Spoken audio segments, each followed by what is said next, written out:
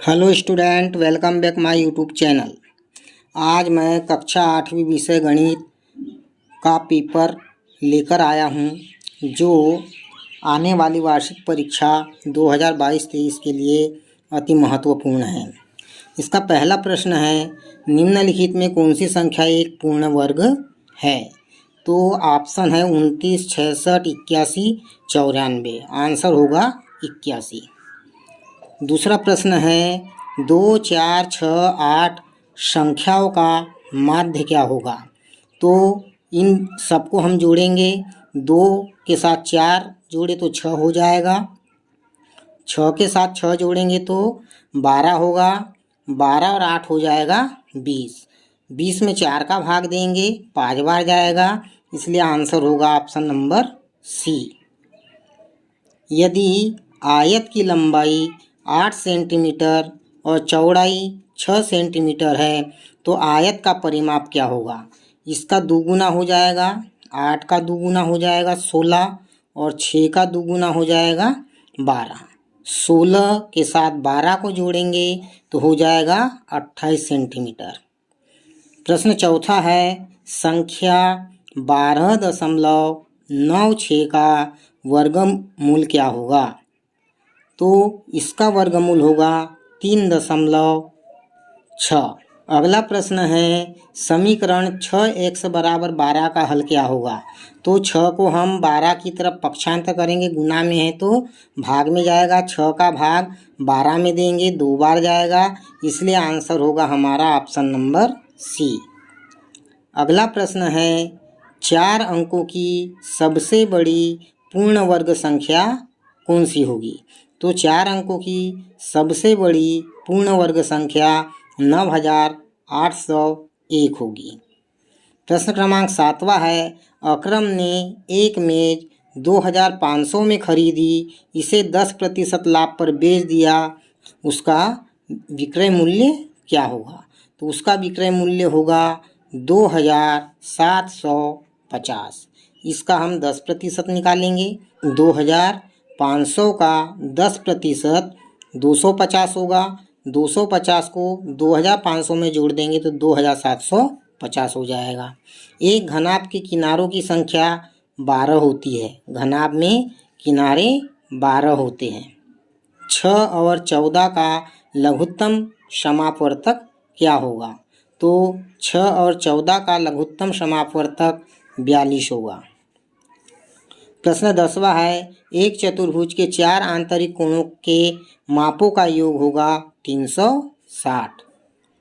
प्रश्न 11वां है, दिए गए लाइन ग्राफ के अनुसार दिए गए प्रश्नों के उत्तर लिखिए। है ना, जो रेखा ग्राफ है उसके आधार पे हमें प्रश्नों के उत्तर देना है। पहला प्रश्न है, 2 अक्षरेखाओं पर क्या जानकारी दी गई है? तो 2 जो अक्षरेखा है उसमें एक ओर तापमान दिया गया है y अक्ष पर, और x अक्ष जो है उस पर समय को दिखाया गया है। दूसरा प्रश्न है, सुबह 10 बजे दिखाया गया तापमान क्या है? तो सुबह 10 बजे का जो तापमान है वो 40 डिग्री सेल्सियस है। अगला प्रश्न है, किस समय सबसे कम तापमान दिखाया गया है? तो शाम को 6 बजे सबसे कम तापमान दिखाया गया है। प्रश्न 12वां है, एकाधिकेन पूर्वेण सूत्र का प्रयोग कर 85 का वर्ग ज्ञात कीजिए। तो हम इसे 85 गुणित 85 करेंगे। इसका एक पचम 25 हो जाएगा, और इसका एक अधिक मतलब 9, और 9 8 72, मतलब आंसर होगा 7225। भाग विधि से संख्या 2304 का वर्गमूल ज्ञात करना है। तो भाग विधि से हम 2304 का वर्गमूल निकालेंगे तो 2304 हो गया। इसको हमें 2 के जोड़े बनाना है। अब भाग विधि से इसका वर्गमूल निकालेंगे तो 4 का भाग जाएगा, 4 चौके 16, इसको घटा देंगे, घटाने पर 13 में से 6 गया तो 7 बचेगा। ये जोड़ा एक साथ उतारेंगे तो ये हो जाएगा 704। इस 4 का दुगुना करेंगे तो ये हो जाएगा 8। तो यहाँ एक अनुमानित संख्या मान लिए कि हमने 8 ले लिए, तो भागफल में भी हम 8 लिखेंगे। 8 का गुना 88 से करेंगे तो 8 8 64 की 4 हासिल लगा 6। 8 8 64 और 6 हो जाएगा 70। इस प्रकार इसको घटाने पर हमारा शेषफल 0 आएगा। यहाँ 8 जोड़ेंगे, जोड़ने पर 8 और 8 हो जाएगा 16 की 6 हासिल लगा 1 और ये 9। यहाँ जो मान आएगा यह इस भागफल का दुगुना होना चाहिए, तभी हमारा आंसर सही है। अगला प्रश्न है, सूत्र एक न्यूनन पूर्वेण विधि द्वारा 99 का वर्ग ज्ञात कीजिए। तो एक न्यूनन पूर्वेण के द्वारा 99 का वर्ग निकालेंगे तो 99 गुणित 99 करेंगे तो 99 से 1 कम करेंगे तो यहाँ आ जाएगा 98। अब 99 से 98 को घटाएंगे तो 9 में से 8 गया तो 1 और 9 से 9 गया तो 0। इस प्रकार आंसर होगा 9801। प्रश्न 15 है, निम्नलिखित योग में Q का मान ज्ञात कीजिए। प्रश्न दिया है 3 1 Q, उसमें जोड़ा गया है 1 Q 3 को। Q और 3 को जोड़ने पर 2 आ जाए, तो इसलिए हम 512 से 1 और यहाँ Q है और ये 3, इसको घटाएंगे तो 2 में से 3 नहीं जाएगा, इसलिए 12 में से 3 गया तो 9। मतलब इस Q का मान हो जाएगा 9। अब 9 आया तो यहाँ भी 9 आ जाएगा। यहाँ बचा 10, 10 में से 9 गया तो आएगा 1। अब यहाँ बचा हमारे पास 4, 4 से 1 गया तो 3। इसका मतलब इस Q का जो मान होगा वो 9 होगा। निम्नलिखित को 100 गुणित 7 धन 10 गुणित 1 धन 8 को सामान्य रूप में लिखना है। सामान्य रूप में इसे लिखेंगे तो 100 का गुना 7 से करेंगे तो ये हो जाएगा 700। धन 10 का गुना 1 से करेंगे तो हो जाएगा 10, धन ये हो जाएगा 8। इस प्रकार ये हो गया उसका विस्तारित रूप। इसे हम लिख सकते हैं 718। अभाज्य गुणनखंड विधि का प्रयोग करके 729 का घनमूल निकालना है, तो हम 729 का घनमूल निकालेंगे। इकाई का जो अंक है वो एक विषम संख्या है ना। विषम संख्या इसलिए हम विषम संख्या से भाग देंगे। तो हम सबसे छोटी विषम संख्या लिए 3। 3 का भाग 7 में देंगे, 2 बार जाएगा, बचेगा 1। 1 और 2 मिलके हो जाएगा 12। 12 में 3 का भाग देंगे तो 3 चौके 12 और 3 तिरी 9।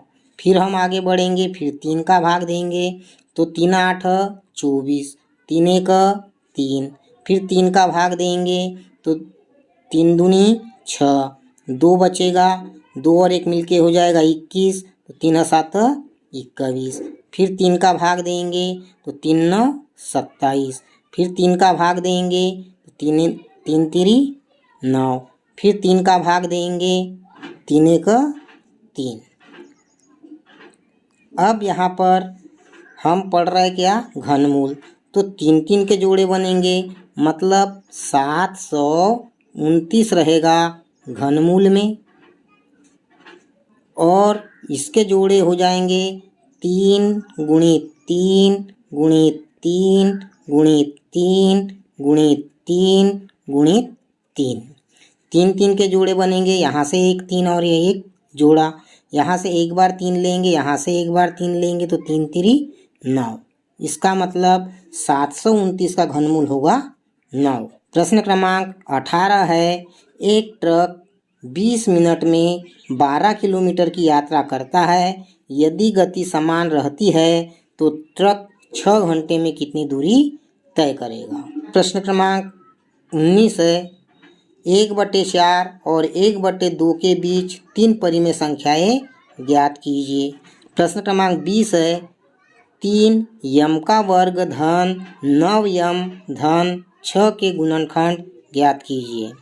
प्रश्न क्रमांक 21 है 2400 पर 5% प्रति वर्ष की दर से 2 वर्ष का चक्रवृद्धि ब्याज ज्ञात कीजिए।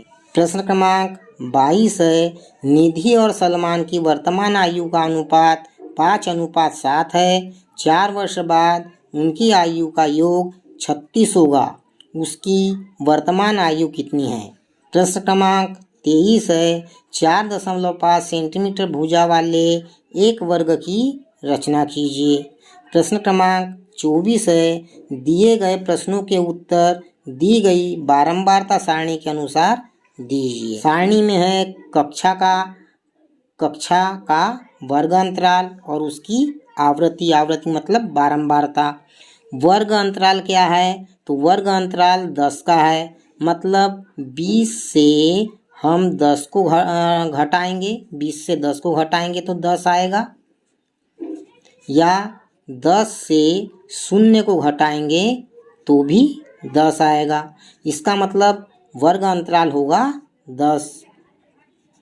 किस वर्ग की बारंबारता सबसे अधिक है? तो सबसे अधिक बारंबारता किस वर्ग की है यह हमें यहाँ देखकर पता चलेगा।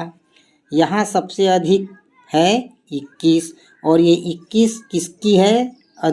किसकी बारंबारता है? 20 और 30 की। तो किस वर्ग की बारंबारता सबसे अधिक है? तो 20 और 30 की, 20 से 30 की। किस वर्ग में सबसे कम आवृत्ति है? तो सबसे कम बारंबारता किसकी है? तो सबसे कम बारंबारता है 0 से 10 की, 0 से 10 की। वर्ग 40-50 की ऊपरी सीमा क्या है? तो ऊपरी सीमा 50 होगी और निम्न सीमा 40 होगी। कक्षा 10-20 की आवृत्ति कितनी है? कक्षा 10 और 20 की आवृत्ति 10 है।